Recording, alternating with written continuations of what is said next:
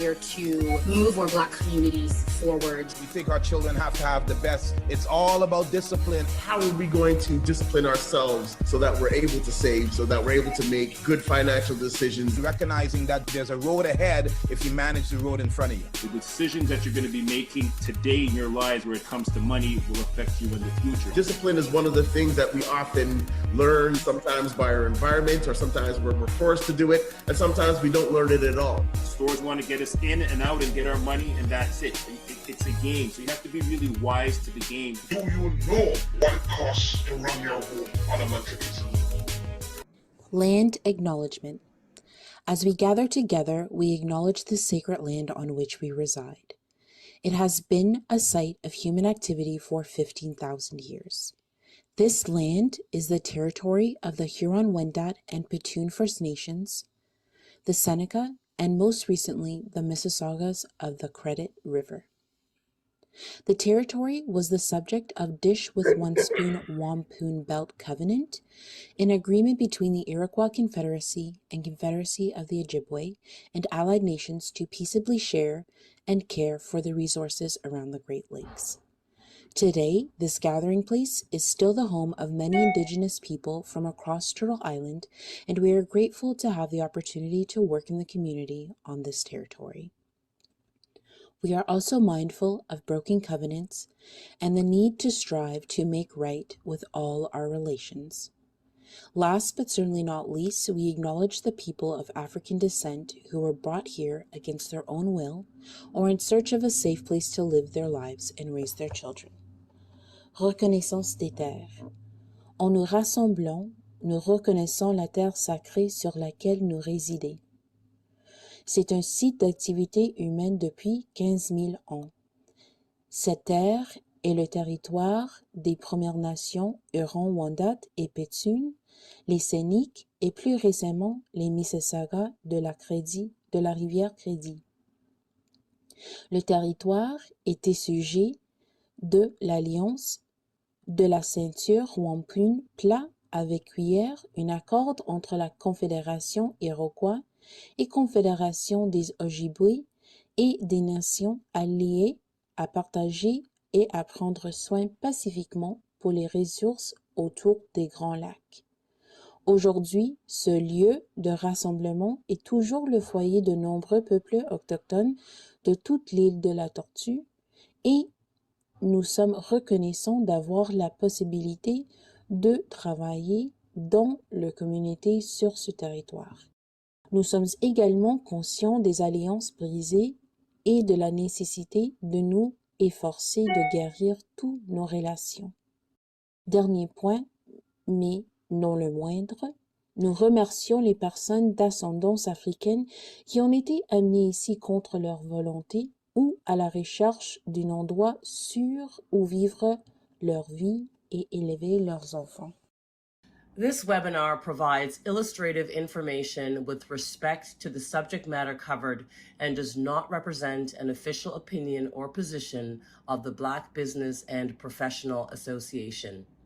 The BBPA makes no representations, warranties, or guarantees as to assume no responsibility for the content or application of the material contained herein, and especially disclaim all liability for any damages arising out of the use or reference to or lines on such material.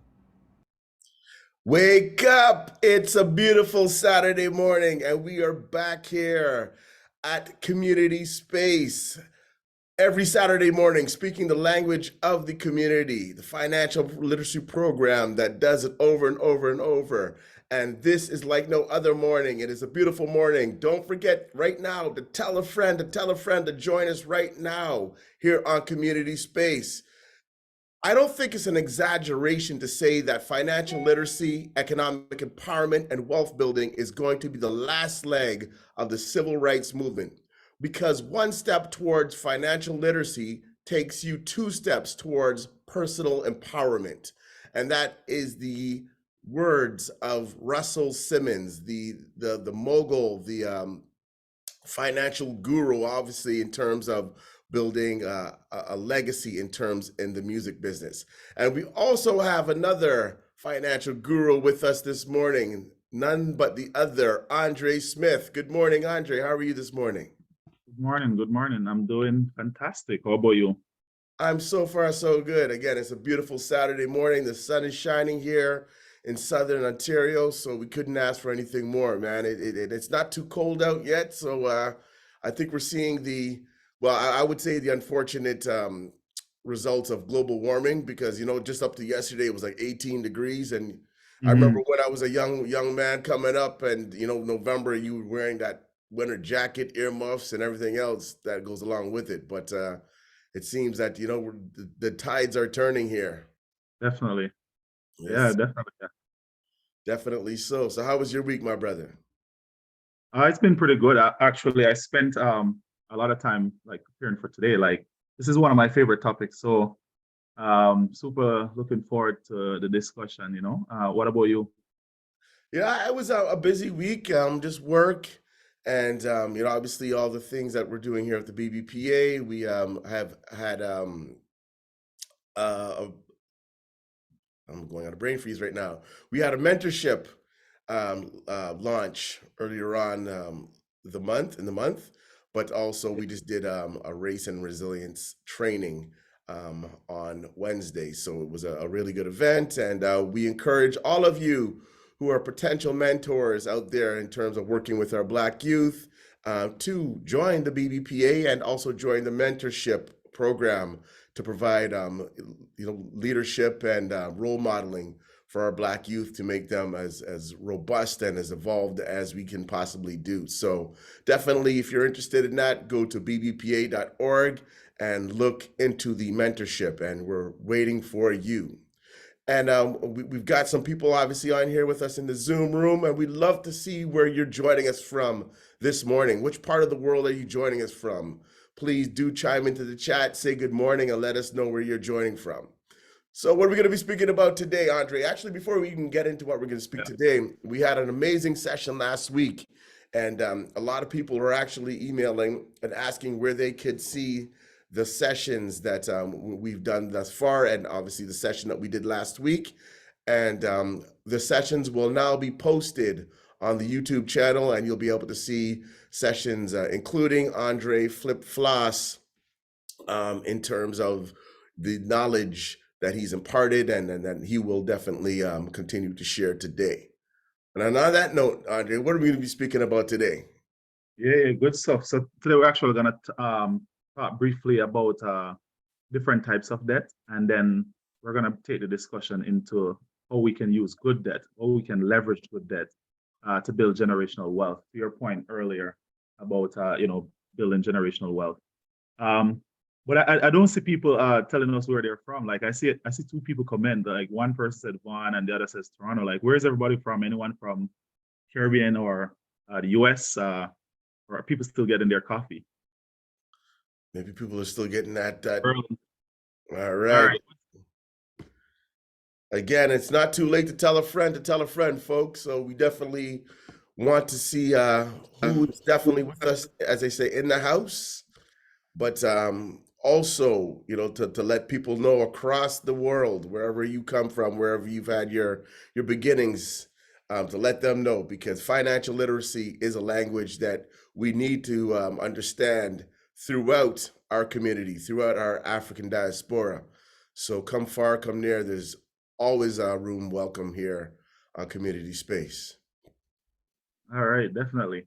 All right, thanks, Roderick. So this topic today, like I said, this is one of my favorite topics. So ask as many questions as possible and pay attention.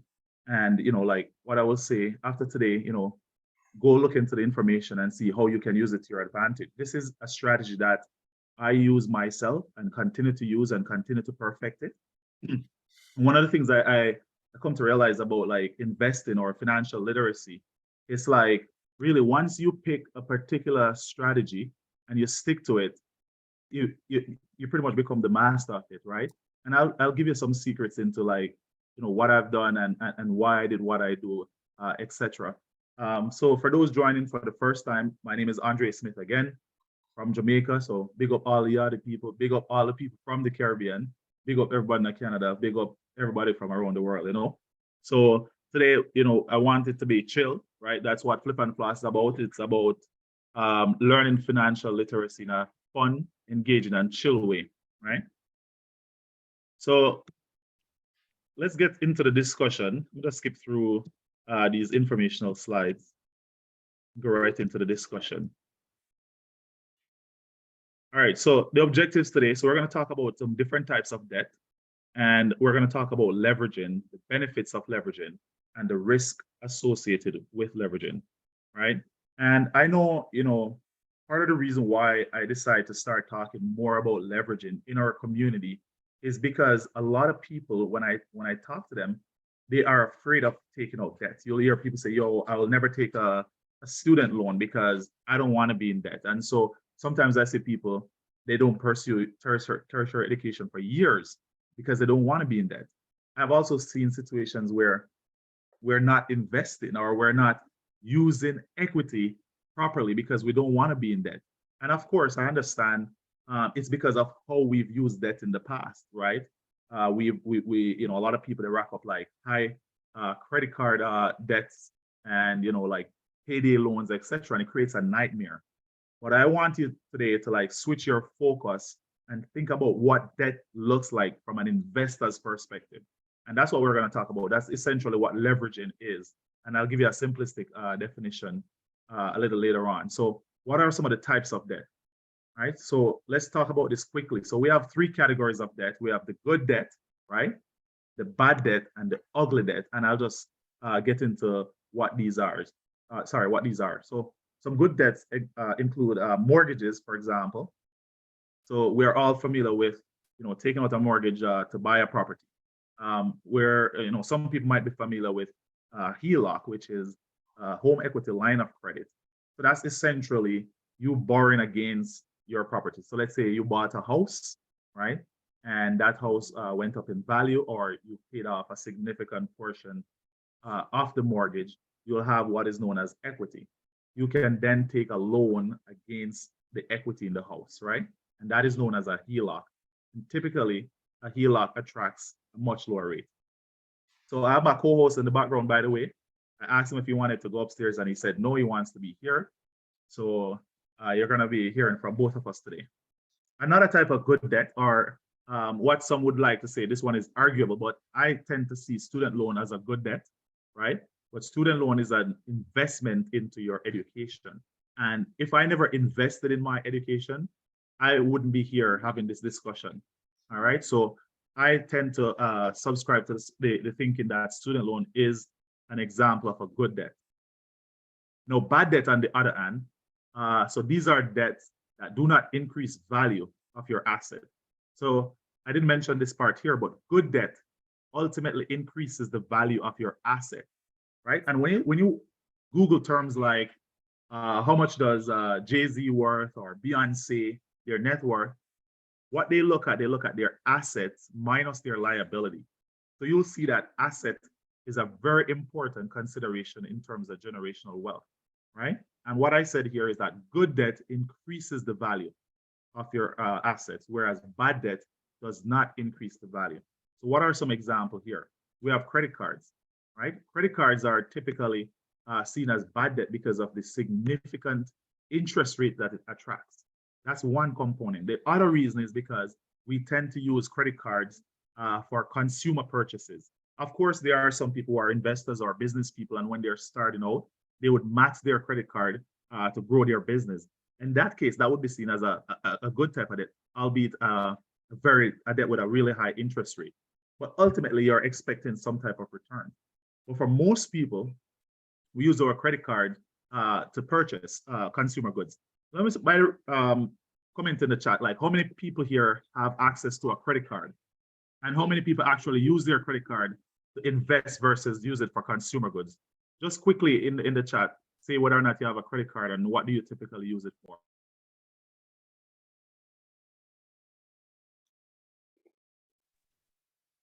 Quickly. So what are we using that credit card for? Okay, Have so access, let's, business use. Okay, perfect. Use them for both. All right. Consumer goods. All right. Personal for groceries. And of course, like if you're using your credit card the proper way, then this won't have an effect on you. And what do I mean by proper way? You're paying off your credit card on time, so you're not paying that high interest rate, and you're also benefiting from cashback and points and things like that. What are some other examples of bad debt here? We have overdraft. No, I'll tell you, for years, overdraft kept me living in a debt cycle. 1 second.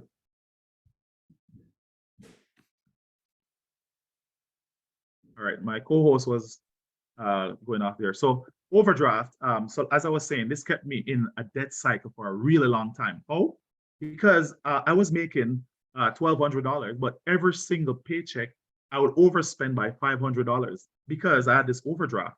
And so every time I get my paycheck, I have to repay the overdraft. And it creates a cycle that it becomes very difficult to get out of. Not to mention, overdraft attracts high fees and interest to utilize the overdraft, right? And it's not necessarily increasing the value of your wealth. So in that case, it's seen as a bad debt. All right. What else?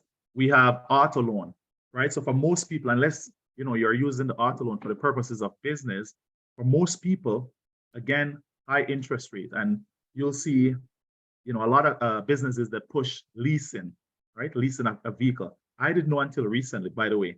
I went to Rogers and I found out that they now lease phones. So the guy asked me if I wanted to lease or finance a phone. And I kid you not, I walked out after I heard that question because it made no sense. I don't know what is leasing a phone. But anyways, auto loan typically is seen as a bad debt because you put all this money into the vehicle and it loses significant value, right? They say by the time you drive off the car parking lot, the car loses 10 to 20% of its value, right? So again, that is not increasing your assets. All right. So let's look here at some more some ways to manage these. So for credit cards, of course, I said this earlier. So to manage, you want to pay it off quickly, right? You want to pay attention to the interest rates.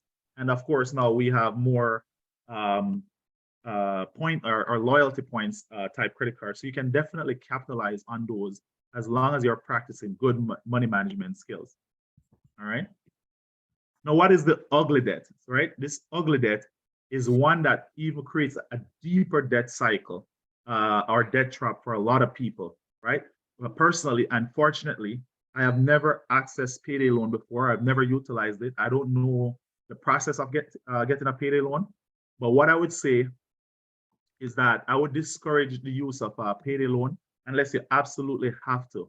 And even if you have to access payday loan, any type of loan, look at the debt hierarchy. Can I get a credit card? Can I get a line of credit? Can I get some other type of credit before accessing payday loan, right? Why is payday loan seen as the worst type of debt? And if you actually look at it, you go to a lot of low income neighborhoods, you'll see you have a lot more payday loan type facility, right? So it is it's a system and it's a psychological component to actually keep us in debt. And so for a long time, our community and, not only, Black community, but immigrants in general, right? People will push these types of debt and it creates a cycle. And it gives us this bad view of debt that we remain with for a long period of time, right? And so just to put some perspective here using number, the reason why payday loan is so bad is because if you were to take a payday loan every single paycheck, right? So let's say you get paid bi-weekly, do a 26 bi-weekly payment in the year. And if you were to take a loan each payday at 15%, your annual percentage rate, your APR, would be 390%, far more than the credit card, all right? So that is why payday loan is seen as a bad loan, but they're not gonna tell you that. No, let's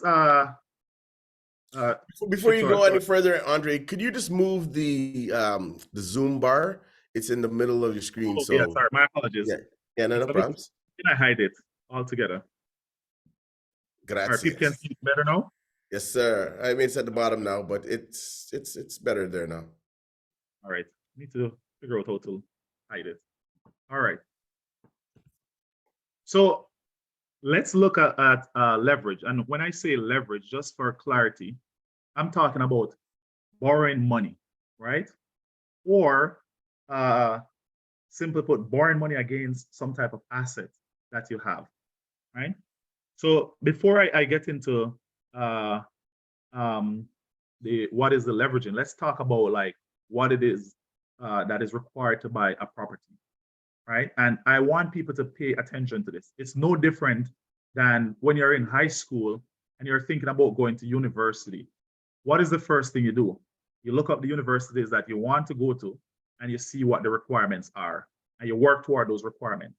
It's the same thing for buying a property, right? Understanding what the requirements are will help you to get closer to becoming a homeowner.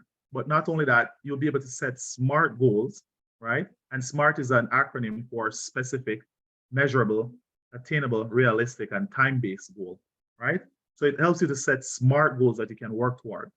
So in order to purchase a property, one of the criteria that you need to meet is that you need at least 5% if you're a first-time home buyer. If you're buying a second property for investment purposes, then you need 20%. Keep in mind that if you buy a property with 5%, then you're going to face mandatory insurance, right? Which can be costly. But for me, when I was becoming a first-time home buyer, I could have only afforded 5%, right? So there's nothing wrong with what you can afford. And I went in with 5%. The other thing is that you want to maintain good credit score, right? So you need, I would say, have at least 680 or higher. And one thing I want to say about credit score, you do not need all different types of debt in order to build your credit score. You can literally have one credit product, such as a credit card, and your score could be 800. I've seen many situations where people have one credit product and their score is excellent. So don't be fooled by a lot of people pushing credit product to tell you that you need all different types of credit product in order to build your credit.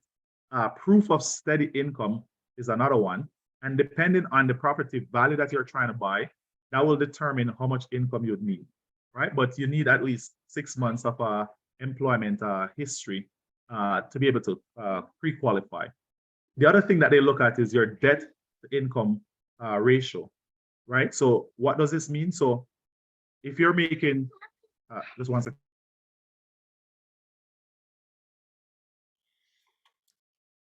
Folks, if you got the chance to have your young folks also to come in and listen to this is very important. The earlier that we learn aspects of financial literacy, and obviously even in terms of house buying and whatnot, what it takes, the better.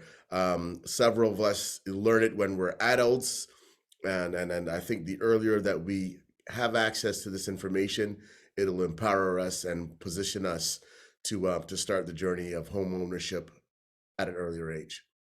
Absolutely. And I would love to see more Black homeowners. The Canadians' wealth significantly increased over the pandemic. And we were pretty much at the lower end in terms of our wealth going up because of the low home ownership rate. And, buying a property is one of the greatest way to build generational wealth. So definitely pay attention to the requirement and work toward it. The other thing I will say on this before I move on to talk about leveraging, do not limit becoming a homeowner to the GTA. I can't tell you how many people I talk to and they say, I can't afford a property. And I say, where have you been looking? The GTA. The GTA is not the rest of the world. The GTA is not all of Canada, right? You can build wealth. You can actually buy property elsewhere, make a ton of money, increase your income, and then qualify for more here. So you have to think about the fact that success is not linear, and you have to examine different opportunities to make sure that you're not missing out. Any questions, comments, or feedback before I jump into leveraging? And I think that's a great point that you just made there, Andre, in terms of just looking outside of sometimes our immediate environments, right? Even here in Ontario, there's smaller cities that homes, when compared to the GTA, are very affordable. other provinces, obviously where there's growth, like Alberta. I know right now they're having a population explosion, and obviously people are going to need places to live, and there's also a lot of construction happening in Alberta right now. So don't limit yourselves, folks. And sometimes, as we all know, a little bit of discomfort or exploring something that you don't know can have extreme benefits, right? But obviously we'd encourage you to do your homework and just to to have a comprehensive knowledge of wherever you're investing your money. But yeah, look outside, and it's not just only here in the GTA. 100%. And Lolita asked here, where are some good locations to look at? Well, for me, Lolita, I'll tell you, like right now, I'm looking at Alberta, like, as Roderick said, I'm looking at Windsor, and I'm targeting Jamaica for now. So those are my primary markets. But you really want to pay attention to important economic indicators. So what are some important economic indicators, right? The federal government just announced that they're going to bring in, I think, something like 500,000 people per annum. Now, you as an investor or somebody looking to build wealth, you want to ask yourself, where are those people going, right? So you want to look where the government might break that down and say, okay, we want to get 200,000 people in this community. Now, of course, you can pay attention to those communities and become an investor there. You also want to look at potential for growth or any other big announcement going on in a particular city. And you want to pay attention to, if you're going to go into Airbnb, for example, you want to look at stuff like, all right, so for example, recently I was thinking about London, Ontario, to buy real estate used for Airbnb. But then as I was paying attention to the news, I realized that the city of London was making it a requirement for the host to live in the unit in order to Airbnb. So of course that becomes a significant barrier for me. So you really want to pay attention to what is going on in the news and how you can use it to your advantage. And I'm going to talk about market timing a little later on, but that is the key to making good decisions, is knowing the difference between market timing versus time in the market. All right, but I'll talk about that a little later on. All right, so what is leveraging now? Let's talk about that. So in finance, leverage is a technique involving borrowing funds to buy things, right? The key focus here is that future profits will be many times more than the cost of borrowing. So this is where true wealth is generated. And that's why I highlighted this section, right? Because nothing is wrong with borrowing. However, your objective should be to make many times more than the cost of borrowing. What is the cost of borrowing? The cost is the interest rate. The cost is the fees that you need to close the deal. And your goal should be able to recover your initial investment. So let's say you're going to put $20,000 in an investment property, right? You can simply look at how much your net cash flow will be over a period of time, and that will tell you how quickly you will recover your initial investment. That should be your first objective as an investor, is to recover your initial investment. And then everything after that becomes money, debt working for you. In other words, other people's money working for you. And I spoke about that last weekend. All right. So I'm going to break down how this strategy works, right? And I'm going to be taking the approach of refinancing. And I'll tell you why I like refinancing for me personally over HELOC, right? And some people will say, you can take out HELOC. You can. Both of them work very similar, but I decided to refinance. But essentially refinancing, so when you think about a house, so let's say you bought a property, and you'll see it in the example that I'm going to talk about, but let's say you bought a property and that property went up in value. What are some of the ways that you think you can get the money out of the property, the equity? So let's say you bought it for $500,000, it goes up by $900,000. How can you get the $400,000 out of the property without selling it, right? So these are some of the options. Refinance is essentially one way in which you can get access to some of the equity from the property. And refinancing is literally you taking out a new mortgage. So let's say I have a mortgage with TD, right? And I took out $500,000 to buy this property. Property is now worth $900,000, but I want to access $100,000. So in other words, I have $500 mortgage remaining with TD, and I want to borrow $100,000. So in total, I need $600,000. Then I go to Roderick's bank and I say, Roderick, I need to borrow $600,000. I'm going to use $500,000 to pay off TD, to close that mortgage with TD, and then I need the $100,000 for me to do for investment purposes. And Roderick Bank says, sure, we'll give you the $600,000. That is essentially refinancing in a nutshell. All right. And the other method here to access cash from your property without selling the asset is through HELOC. Now you go to Roderick's bank, you say, Roderick, I bought this property for $500,000. It's now worth $900,000. I want to borrow $100,000. Can I get a HELOC? Can I get a loan or a line of credit? And Roderick's bank says, yes, I can give you a line of credit for the $100,000. And this is the interest rate. So you did not take out a new mortgage. Your mortgage still remains with TD, but now you have a loan with Roderick's bank, right? So that is how HELOC works, and that is the key difference between a refinance and getting a HELOC, right? And I already spoke about good debt and bad debt. But the other thing that you want to keep in mind when you're thinking about leveraging your property, you want to think about portfolio diversification. And I'll talk about that briefly. Everyone good? Yeah. If you're good, can you just say in the chat, Ari, I want to make sure everybody's on the same page. Can I get some Ari in the chat that we're still good, we're still here, we're still energized to learn about leveraging? All right. So a quick question here, Andre. Yes. When people are investing, for instance, in a home or a property, and they seem to be, obviously putting down quite a bit of money, and and obviously property costs money, and there's no doubt about it, right? But is it true that in most cases that property does not depreciate? So again, if you're paying $1 million right now, hypothetically, for a property here in the Greater Toronto area, which properties are costing now, is it safe to say that in 5 years that property will be more in value than it was today when we've paid for it? Yeah, great question. Yeah, so that is definitely true.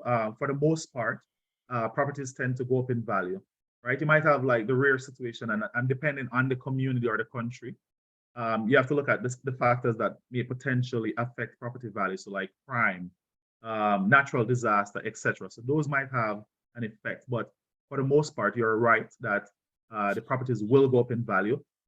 And in some cases, they will potentially double in value because of, people will forever need place to live. And, the demand is going to always outpace supply for property. And in that case, it's going to continue to go up, right? The other asset that's really valuable that never depreciates or rarely depreciates is land, right? So you can buy land, right? And again, this is the whole idea of timing. So I read an article once, and I strongly encourage reading articles on investing because you learn so much. I read an article once about this guy who moved to Canada. And when he just got here, he drove outside of the GT and he saw a lot of empty land. And he said, well, there's so much development back this side, and this side was completely empty. I'm going to buy land and I'm going to hold it.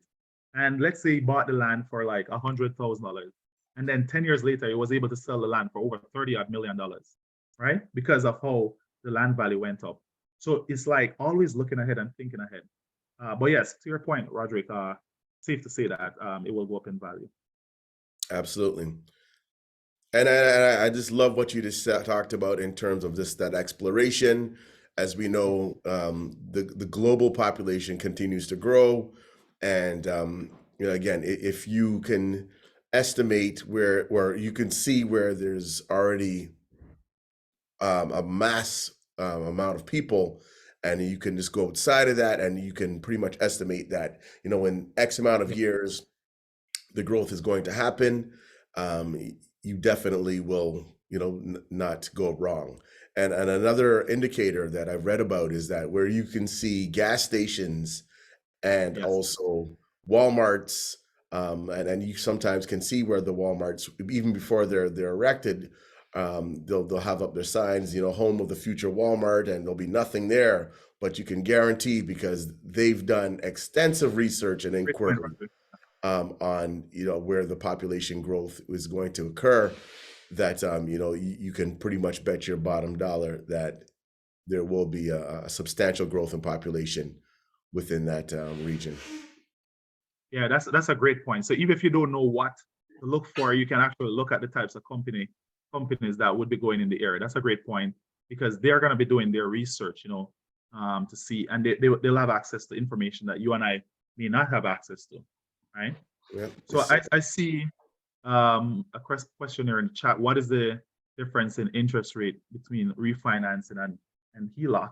Well, I mean, I can't think of any specific difference. I mean, you really have to shop around for the interest rate, right? Because it really depends on the lender and what interest rate they're offering. I'll tell you my situation. So when I bought, I went in variable, free of all restrictions, and I was at, I think, 1.7 or something like that.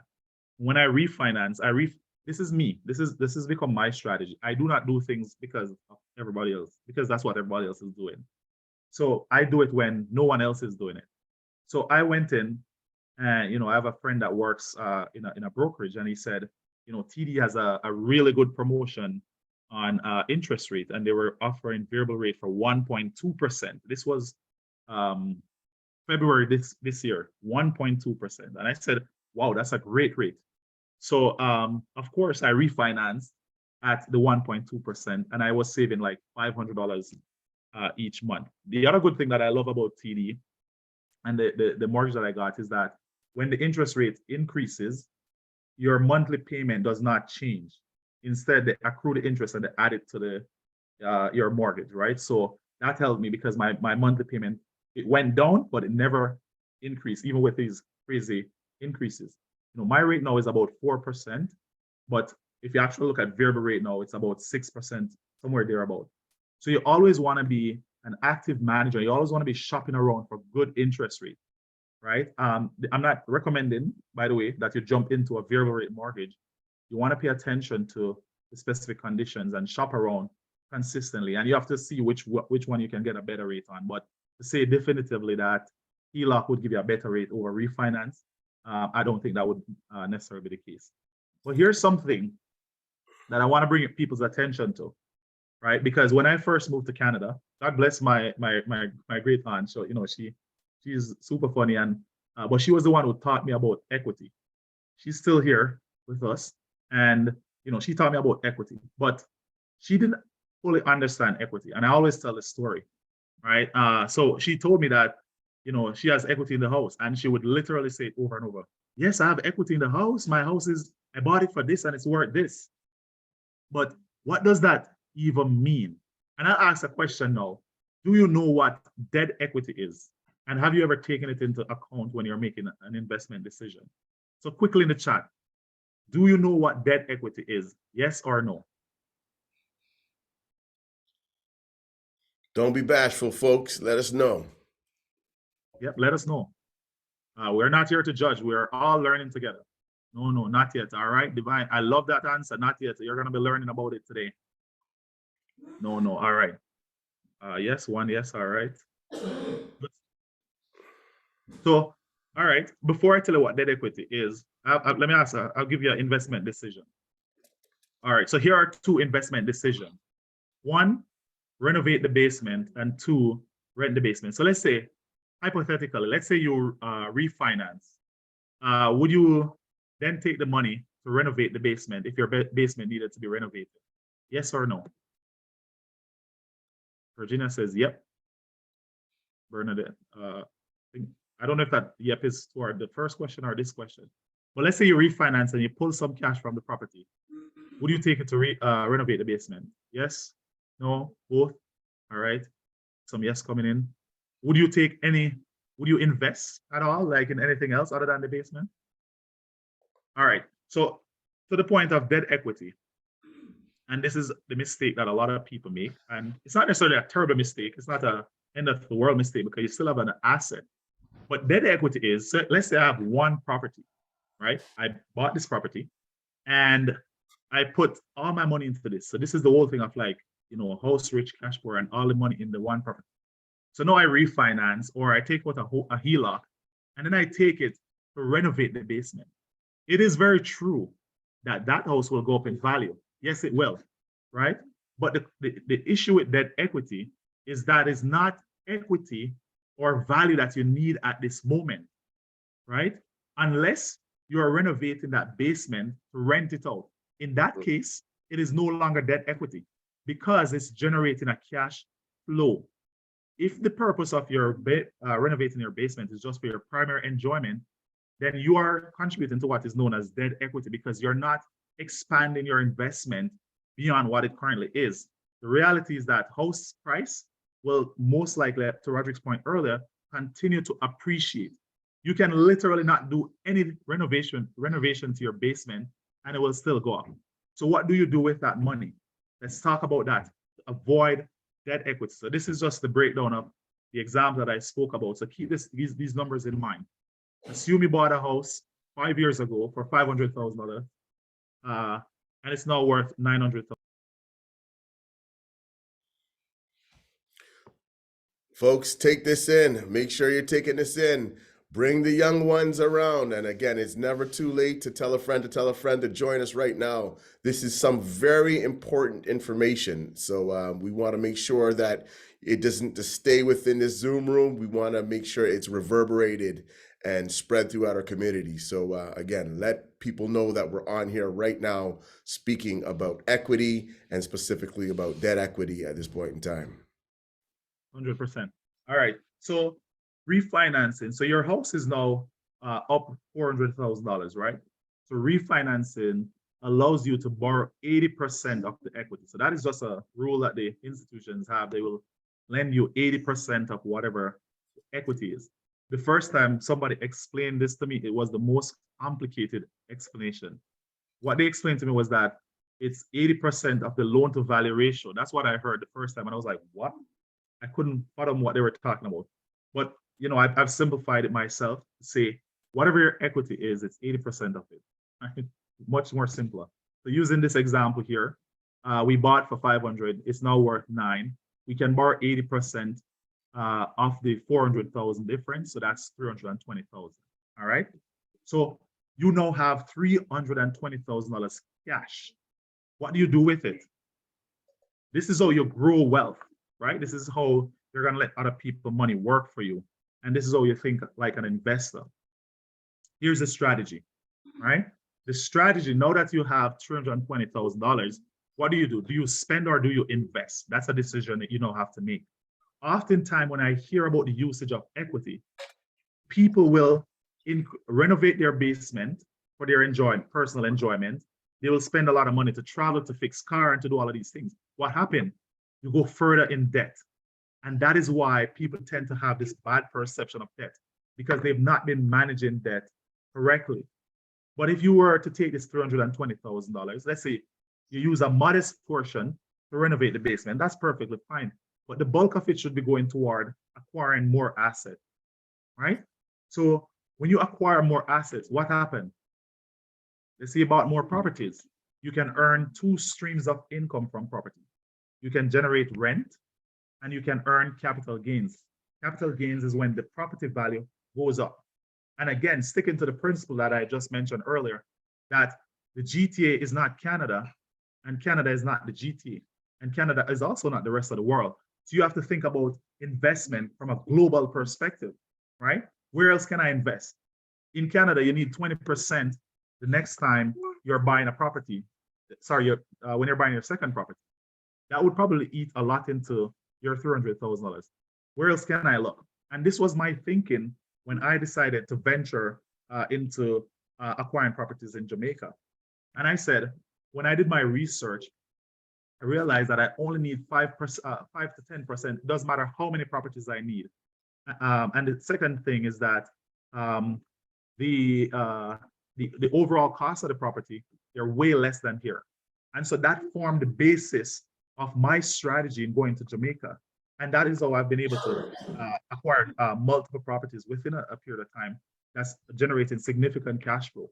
But what happened? those weren't the only indicators that I looked at in Jamaica. The other things that I looked at, the country was going through a real estate boom. Tourism is probably like the second or the third largest tourism destination, and people were looking for a diversified and cheaper alternative to stay. The other driving factor was that, oh, when I travel back, I also had to stay at hotels, so I needed somewhere to stay. So you have to assess the economic factors, and you have to look into different options when you have this cash and you're trying to make that decision, right? So now you start generating more rent, you have more capital gains. So now what happens? You have one property that's 900,000 in value. Well, it went up now, the debt went up. So it would probably worth like $20,000 or $80,000. But still, you have more properties here. Let's say these all have a mortgage. What happens in 10 years? 10 years, you can potentially pay off all of these properties from the cash flow that you've generated. And let's say the value of all three of these properties here in the example here, plus the other property, let's say they have a market value of $3 million. If they're all paid off, if you're managing properly, you now have a asset of $3 million. Imagine if this one property that you bought here was just growing at 5%, would it reach 3 million in 10 years? Probably not, right? So this is a strategy that you're going to use to accelerate your acquisition of asset and thus increasing your net worth, right? And this is a strategy that's often utilized by a lot of mainstream and successful investors. But the other thing is, you want to think diversification, right? And although you can diversify by buying properties only, because you can diversify by geographical region, right? Such as Ontario or Vancouver or in the Caribbean or in Africa. That's a form of diversification. However, you can look at different alternatives in terms of assets. So let's look at stock. So let's say you invested $150,000 in property. Again, I could see definitely people are telling a friend to tell a friend to join us here. And folks, again, I cannot stress enough how important it is for us to learn these strategies as a community, because obviously the more that we can make our money work for us, the more that we can have this intergenerational wealth to ultimately empower our community. And I know just from previous conversations that we've had with Andre, sometimes we may be able to do it alone. Sometimes we may be able to do these things collectively. And it's something that we obviously will be talking about, how we can use our collective money and collective power to grow as a community. But back to you, Andre. 100%. So someone said that about a month ago, they wanted to buy second property in Jamaica, and the bank was only willing to refinance it. Sorry, was only willing to finance 75%. If you want to connect with me, we can talk offline, and I can show you how to navigate that. All right, let's continue. So, all right, buy stocks, right? So again, what are the earnings from buying stock? You can earn dividend, and dividend is a payout from profit. So that's the way the company says thank you to you as an investor for putting money into the business. But you can also earn capital gains by buying stocks here. So if the stock goes up in value, you earn capital gain. And so now you're building a portfolio of diversified assets. And so even though, like your day job might be, let's say you're only making $50,000. By pulling off strategies like these, you effectively increase your earnings to even $200,000-$300,000. If you're ever on YouTube, I would encourage you to search for the 9 to 5 millionaire. This black guy spoke about how he built a multi-million-dollar real estate portfolio from a 9 to 5 job. Amazing interview. So definitely check that out. All right. So this is a really effective strategy. And now you should be thinking, shifting your focus and your perspective around debt. So debt is not always bad. I might make this sound good and dandy because it is a strategy that I'm comfortable with. However, it does come with a significant risk, which I'm going to be talking about a little later on. But here's something really important to pay attention to as an investor or somebody looking to build their wealth. The old adage, it's not about time in the market, but about time in the market, has proven to be true over the years. Research shows that those who stay invested over the long run in well-diversified portfolio will generally do better than those who try to profit from turning points in the market. This was a very expensive lesson that I had to learn during the pandemic because I was focusing a lot on quick cash, right? And I'm gonna be the first to admit that. However, ever since I've changed my strategy, and this is what I will tell you about investment, there's a lot of noise in the market. And it led me to create this saying, don't listen to the noise, but pay attention to the music. What do I mean by that personally? So I've looked at what everyone is saying. I'll take tools and resources from people, but I will create my own strategy and I'll tie that in with my personality and my risk tolerance, and I will use that to my advantage. So if you go on YouTube, don't go buying a stock because a popular YouTuber says, oh, buy this one before the increase or whatever. You need to understand why. Is this a part of your strategy? Right? So you have to answer those. Yeah. And I think when we're looking at investments, folks, this is not for the people who are on a get rich right here, right now. This is delayed gratification or deferred gratification. And I think we as a community, obviously having had challenges with economics in terms of generalizing, have to learn some patience when it comes down to investment and also how we can, again, allow our money to work for us.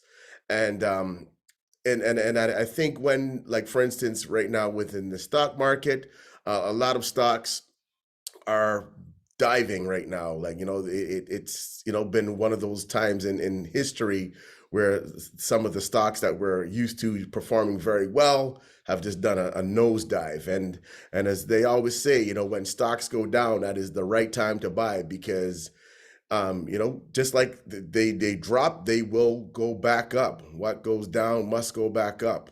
And in terms of then being able to reap the crops of your investments, obviously there's no time, we could tell you when to pull out, but obviously when things go down, you buy, and then you'll be able to see some of the benefits thereafter. But again, investment, whether that be in the housing or within the stock market, is a long-term strategy. And sometimes there's a quick day in, day out, but that doesn't happen very often. It's like the lottery. You're not necessarily guaranteed to win, right? But the staying with it, the stick-to-itiveness, and the commitment that it'll take will definitely have its benefits at the end of the day. 100%. And just continue to invest and ride the waves. That has been my strategy. And as someone who's been investing for a while, I will tell you, it is, from my perspective, the most effective thing to identify good quality investments and stick into it for the long term. It really pays better dividend than trying to make quick profits, right? And just, the other thing, go ahead, Roger. No, and I was just going to say very quickly, and again, just like everything else, when it comes down to doing your homework, you must do your homework, whether be that a property or in the stocks. Look at the performance over the last 5 years to see how that stock has performed. And again, right now, if the stock is down, maybe this is the time for you to put in some money and just wait for it to start to rise again. And that performance history will often dictate where it will go back to. But again, it's not going to happen overnight. So just, be patient, take your time. 100%. And that's how we were able to build Black Wall Street, right? It was over time. It was slow, steady investment, right? The other thing that I want to say, though, is look at the economic factors, right? So look at what is trending. I alluded to this earlier with immigration, right? But look at other countries and see what is going on in those countries and what opportunities can potentially emerge, right? A number of ideas and the things that I'm working on right now, they are not based here in Canada, right? Because again, it's just the noise versus the music. When you actually go in certain spaces, everyone is competing for the same dollar. Everybody's trying to impress everybody. Everybody's trying to be on top. And so for me, as an investor, I step back and I focus on what my strategy is and what my end goal is. I step away from the noise and focus on the music.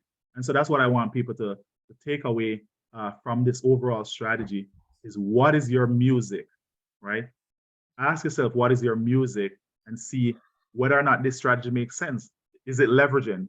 Is it the BRRR approach, which is buy, what's the word? Renovate, refinance, repeat, or something to that effect. So figure out what your strategy is and see which one you're going to be working with. Is it real estate? Is it stocks? Is it a business, right? Those are all questions and things that you have to consider when you're determining your individual strategy. And one Now, of the this, things that I know that just sorry for cutting you there, Andre, Sure. is that even though right now the price of materials, for instance, is relatively high or very high, you know, at an all-time high, you know, there's still a lot of construction, a lot of building, for instance, if you're considering entering the real estate market or purchasing or putting in on property that you can get involved with. And, you know, there's no time like the present. And as Andre did state, prices usually do not revert back, like in terms of going back, lowering. So you like right now, you can expect to continue to grow your portfolio and then also wealth, even if you are investing at a time where, you know, interest rates and obviously the price of housing is higher just based on materials.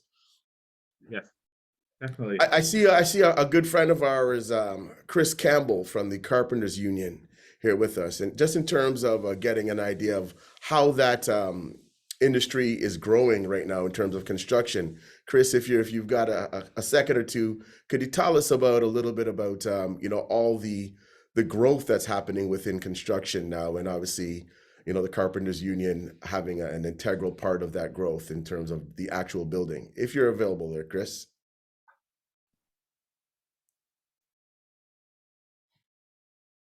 Maybe he's just listening this morning, but that's okay. Sorry, go ahead, Andre. Sorry about that. All right, no worries.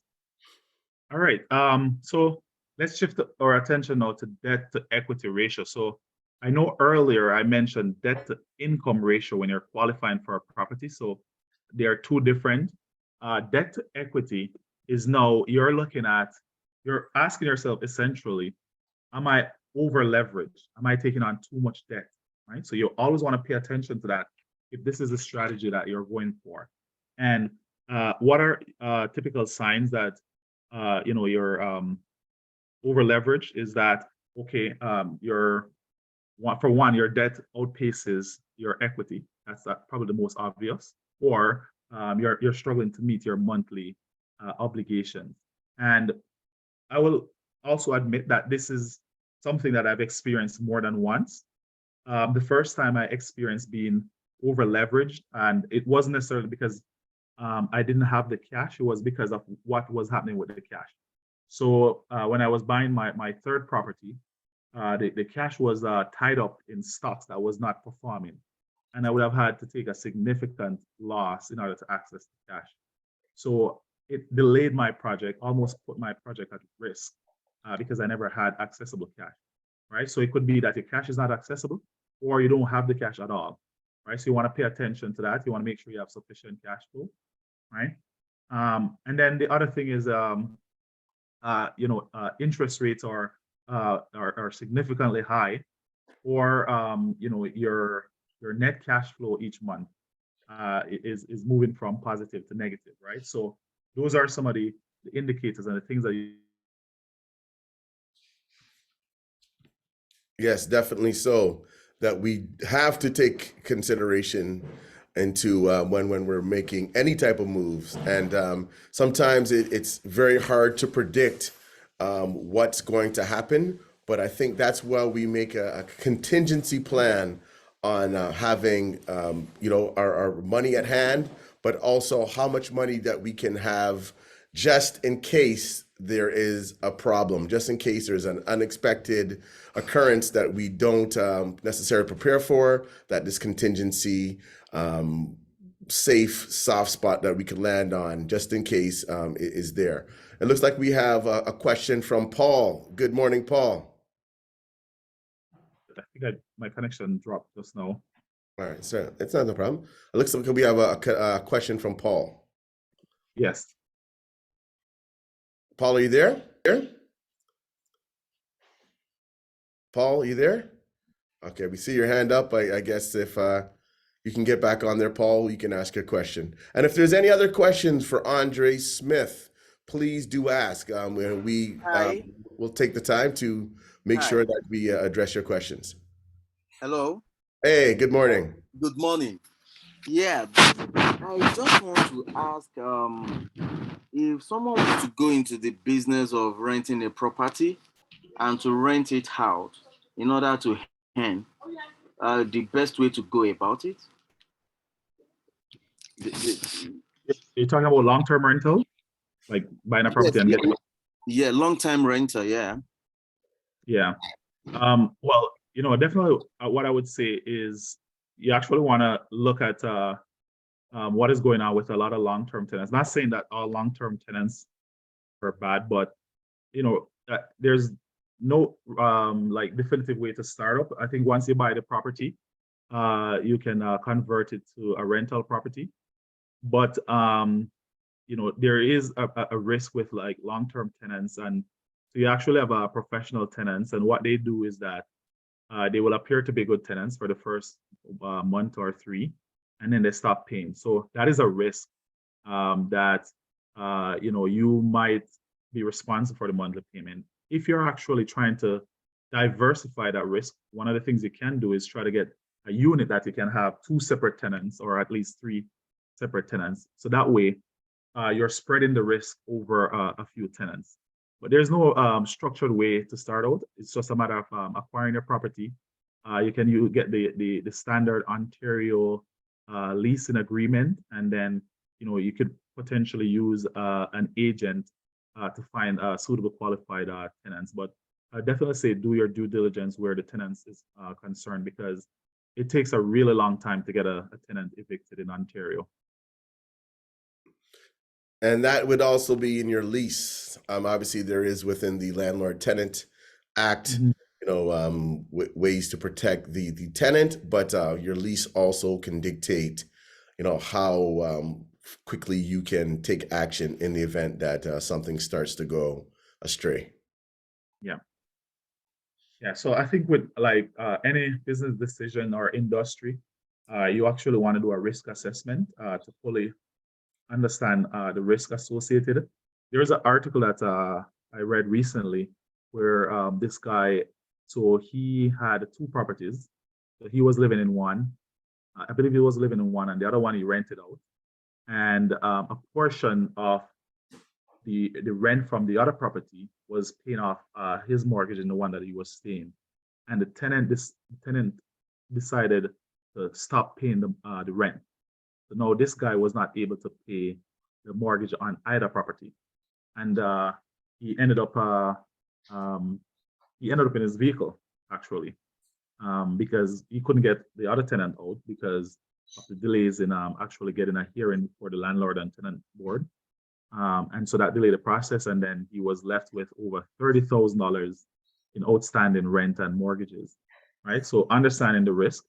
For me personally, I definitely will become a long-term landlord at some point, but for now, in the short to medium term, my focus is more Airbnb, right, and more sunny destinations for the time being. So you want to think carefully about your strategy and not just jump in it because someone says buying a house and getting a tenant is a good investment. You really want to understand everything behind it.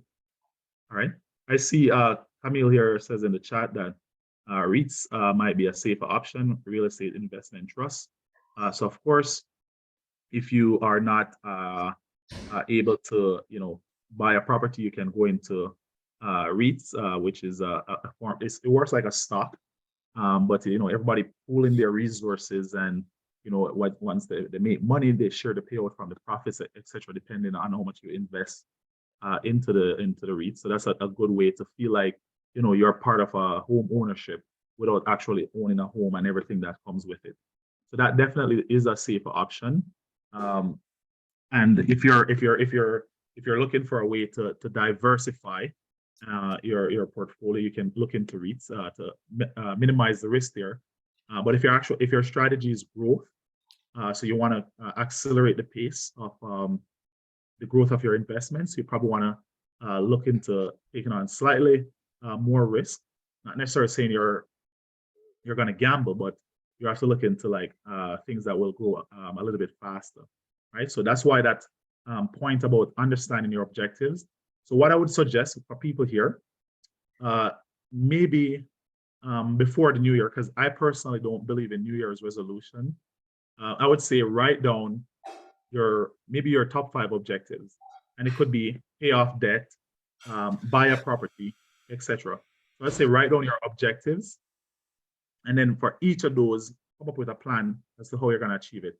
That's how I manage my personal finance. So you really have to become an active manager of your finances, and then from there you'll say, okay, I want to acquire asset. What does that look like? I'm going to try to buy a property. I'm going to try to buy some stocks, etc. And you kind of explore which stocks you want to invest in. Any other questions or comments?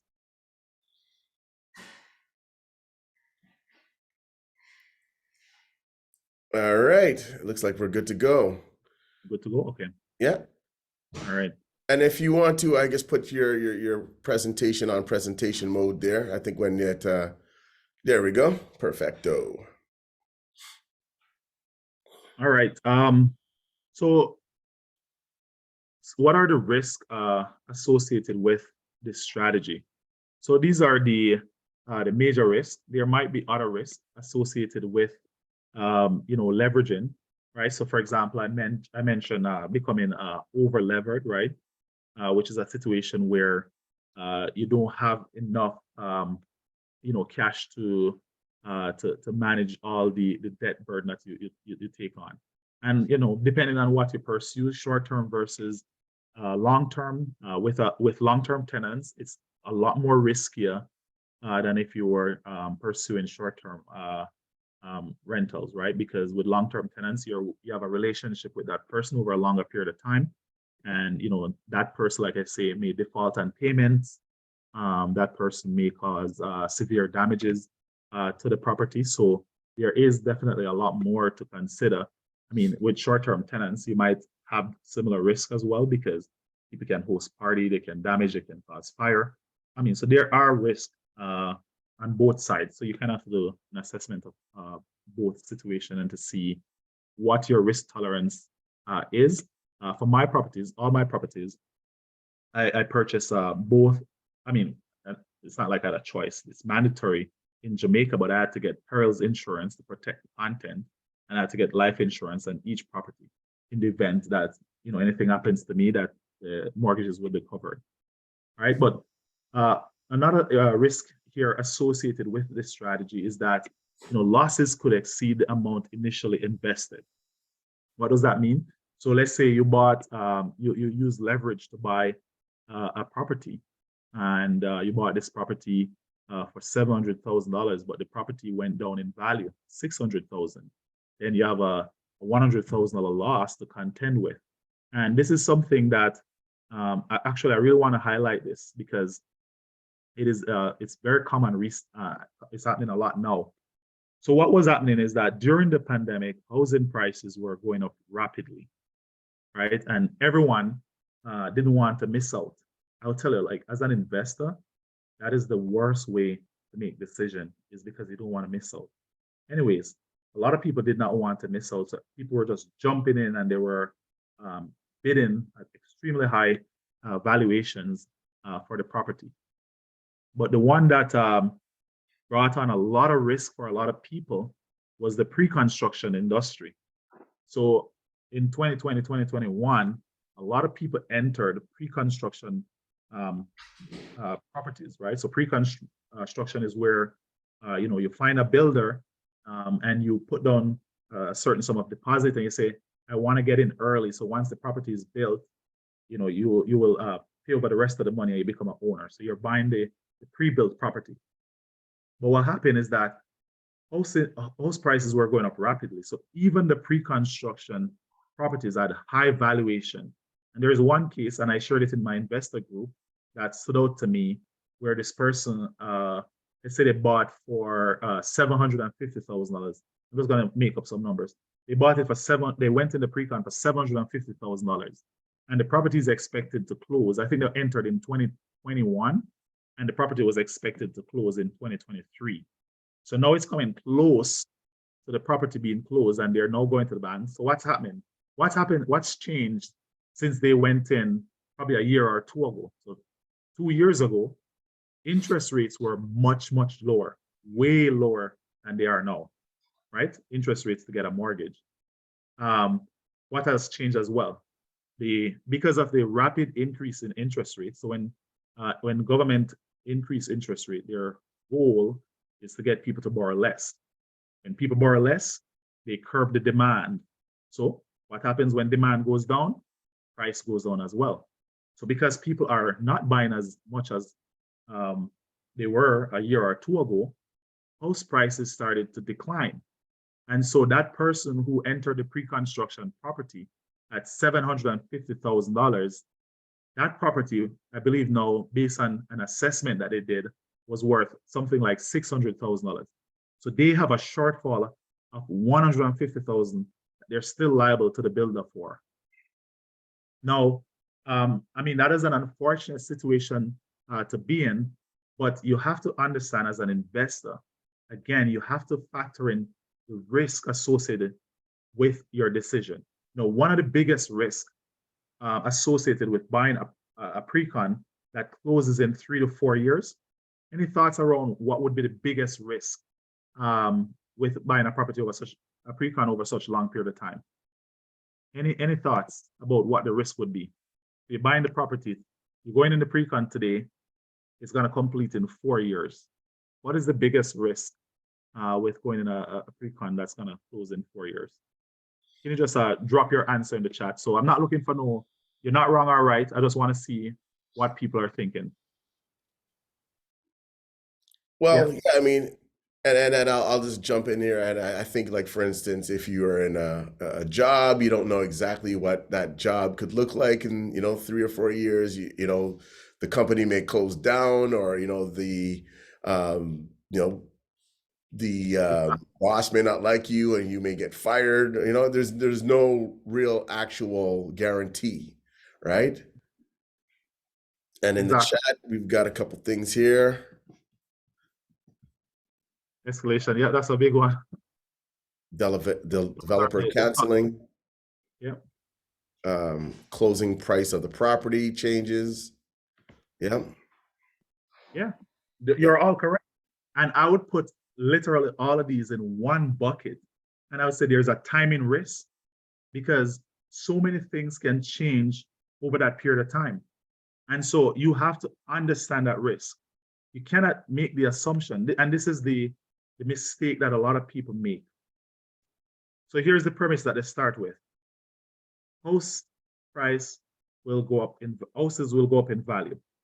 So once you start with that premise, if you continue with that flawed mindset, you're most likely to make bad decisions, right? So even though that is true, it doesn't mean that you should just jump in at any time.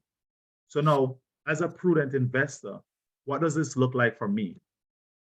Is either you try to get in very early, or you get in after the fact, but not while the fact is being played out. Listen to that. Is either you get in before or after the fact, but not while the fact is being played out. So why do I say that? If you get in before, right? So when pandemic came and everything was dropping, prices were going down, everyone was departing. As an investor, go back to that premise. No, house prices will go up.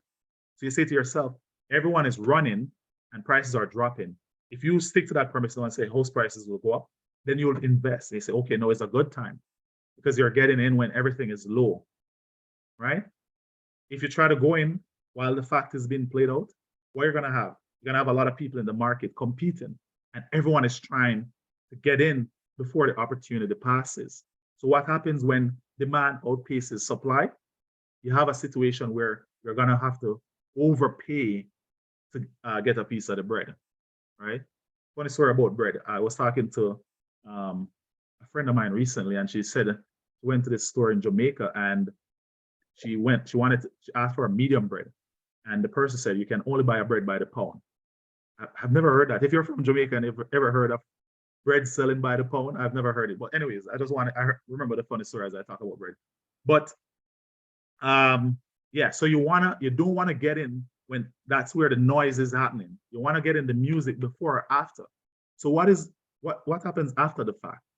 After the fact, people lose money. People gonna see people lose money, and people gonna become scared. Things are gonna get cheaper because they're not going back down in value.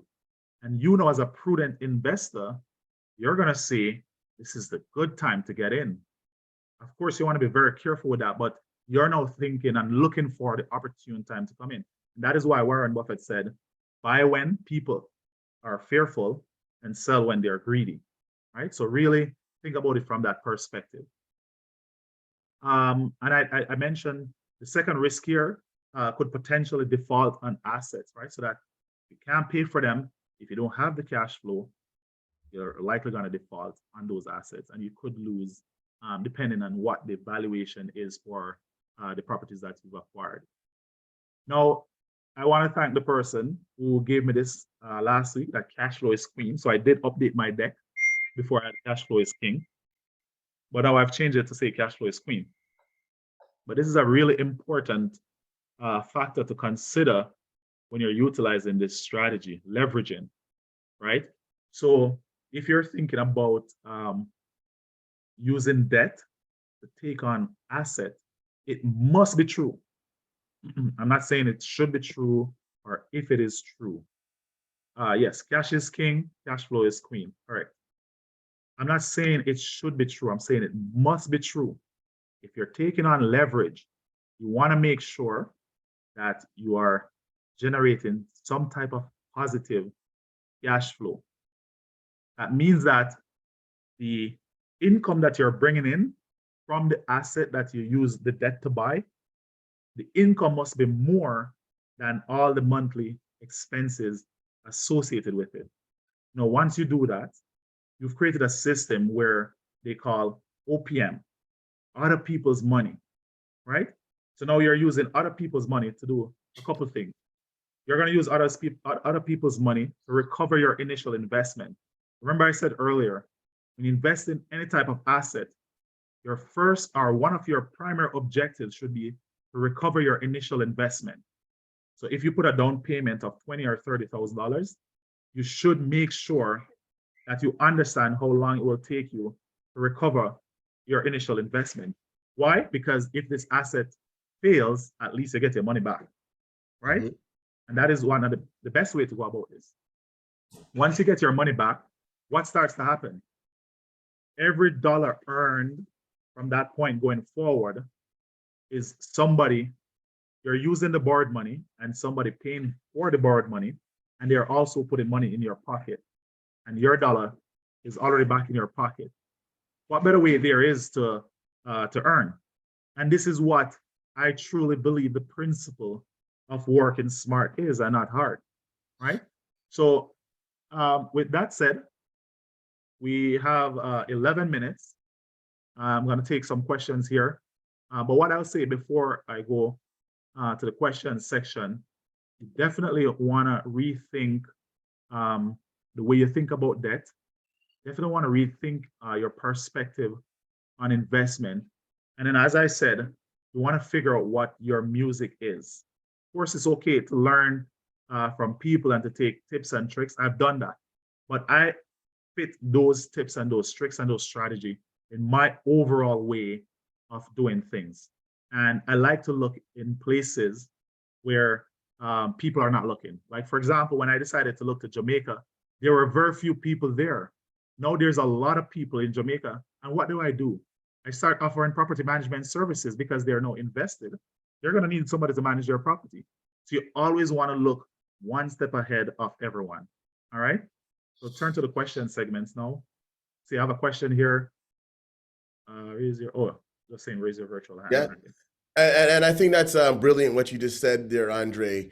In terms of where you see people running to, there's always going to be a need or a solution that you could bring to a potential problem or to even create a problem that people are unaware of, so that they can invest in that. So like property management, obviously a great business to be in. People are buying properties, and then often when they're not within that specific zone or close in terms of proximity, they will need people to manage their properties, right? So what a better business to get into, in terms of just being able to make sure that the grass is cut, and the properties are being maintained, and people have that desire to be in that specific environment, right?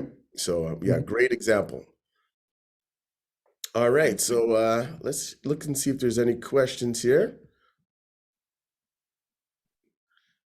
All right, so what about, for instance, we talk about vehicles or cars, for instance, being an investment, or a purchase that depreciates in value. But what about other vehicles like trucks, bulldozers and cranes and stuff like that? Understanding, the construction industry is still booming, hasn't slowed down at all. What about investments in things like that, from your Yeah, perspective? no, definitely.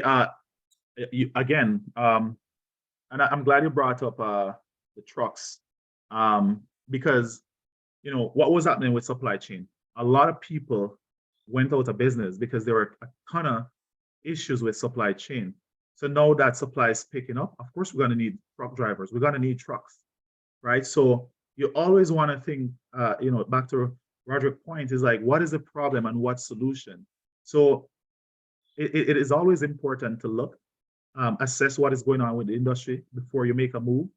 But any asset, this is the beauty about asset, right? I mean, you might make the argument that some assets are more superior, but this is the beauty about asset, is that you can use it to your advantage to generate some type of cash flow. So you definitely want to examine the industry, right? So if you buy this vehicle, if you buy this truck, what can you use it for? Farming is more people coming in, right? More people are gonna want to eat. If you're bringing in 500,000 people per year, that's what 500,000 people that's gonna want to eat. And let's say 10% of that 500,000 they then have kids. That's what 50,000 more mouths and top of, right? So what can happen? What I do, this is one thing I love doing, because I'm a visual learner. So I will literally go in my basement or in my office upstairs, and I will write on a whiteboard 50,000 immigrants coming in Canada. What do immigrants need?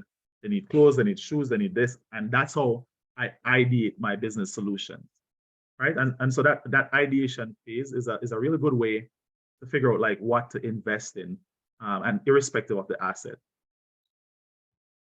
Great point. And then I think listening and being attuned to what's happening in the world around us can obviously bring those ideas to fruition, and in terms of getting ahead of the game, as opposed to just waiting for everything to happen and then trying to catch up. So yeah, identifying an issue before it happens is a great way then to understand how to invest your money. All right, so there's a couple questions here. There's one from Juliet. What about a line of credit in terms of interest rates being cheaper to renovate? You pay on the portion you use and the repayment amount varies. So in the, I guess, line of credit, using that for investments, and then obviously that rate being, it's not a variable rate when you get a line of credit, because it's usually fixed, correct? Yeah. So it's usually fixed to my understanding. I'll give you one scenario, what a strategy that I've used with line of credits before. This was when, if you were to go in a line of credit, now you're going to get market rate, right, which is much higher.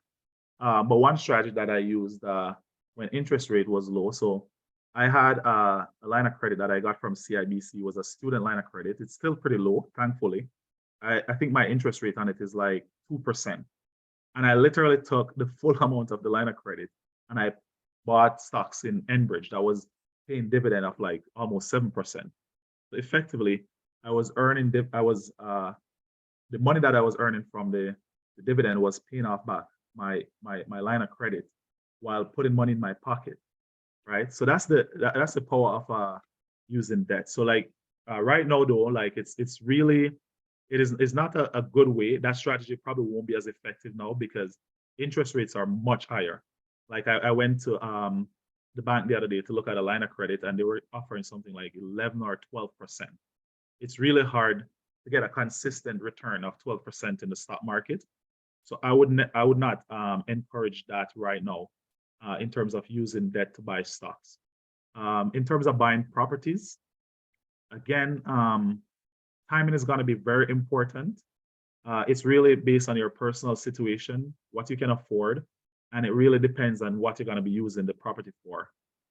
If you're going to be generating like good cash flow, for example, using my approach, I generate anywhere between 2,400 to 3,000 US monthly from one property, and it costs me about 12 to 1,400 US dollars to manage the property. So of course, irrespective of the interest rate that I'm paying right now, it is a good decision. So you want to examine the cash flow, and if it's healthy, then you can go for it, right? You can take the risk. Okay. Again, that is doing the math before you jump in. And we would encourage you to sit down with a financial advisor or an accountant just to have a second look before you make a substantial investment. And again, nothing's guaranteed, but usually numbers don't lie. And, there's obviously phenomenon like the pandemic that nobody could prepare for. And, but trying to absorb any shocks, potential shocks, is one of the contingency plans that we would highly recommend you put into place prior to getting into any investment. Any other questions for Andre Smith this morning?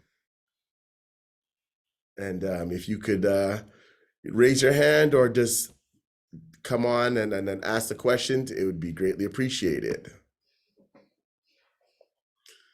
All right.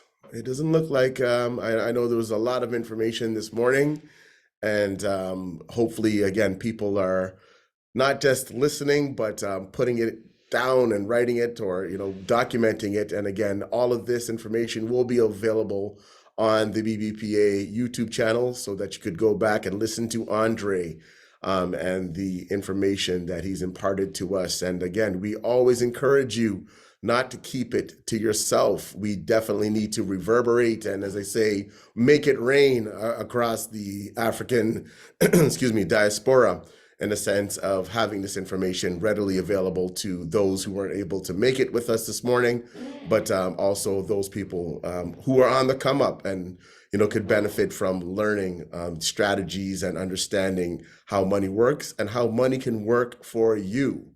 And that's definitely something that the BBPA is committed to.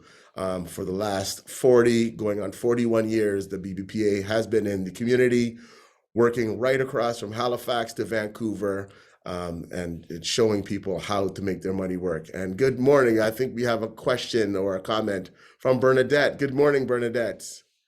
And you're on mute, so if you could take yourself off mute.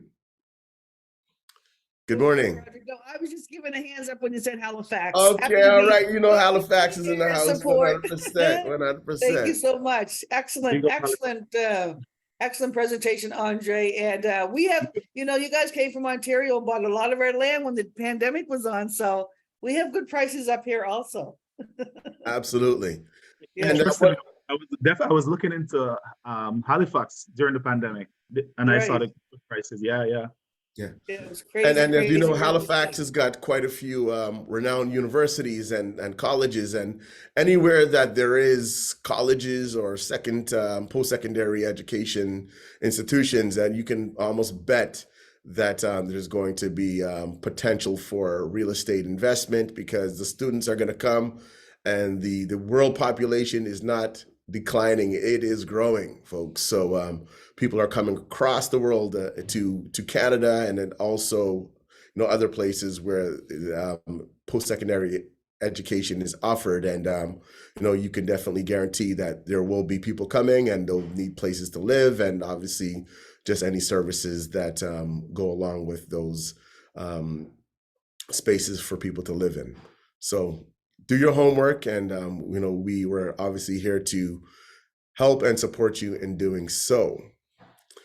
All right. On that note, unless there's any more questions, we're going to say thank you very much to our guest speaker in this 3 series of financial literacy, Andre Smith. Always a pleasure to speak with you, my brother. And you always come with more gems each and every time where we don't think there's any more information to give. You always bring it. So, thank you very much. And we look forward to hearing you next week. And folks here on the Zoom room, it was always a pleasure to spend this hour and a half with you. And we encourage you again to tell a friend to join us here on Community Space, same time, same place, every Saturday morning, 10 a.m. Eastern Standard Time here. And we build community, and we speak the language of the community in terms of financial literacy and much more. So stay tuned for next week. Take care, stay safe, peace.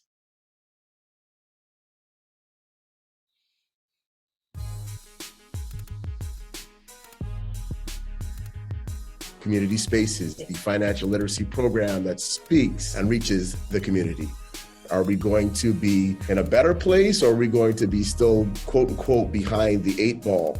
Because of the historical disadvantage that our community has, we most times do not have financial role models. Without that, economically and financially speaking, we'll always be at the bottom. Keep proper books and record, because the data drives the strategy, and the strategy drives the profits. COVID-19 sort of removed a veil. It's really exposed the structural barriers that our communities face. These last 2 years, where there's been a heightened emphasis on the well-being of Black people, has influenced the influx of funds and opportunities. The time is now. How long is that window going to be open? We'll see you next week. And don't forget to tell a friend to join us here on Community Space.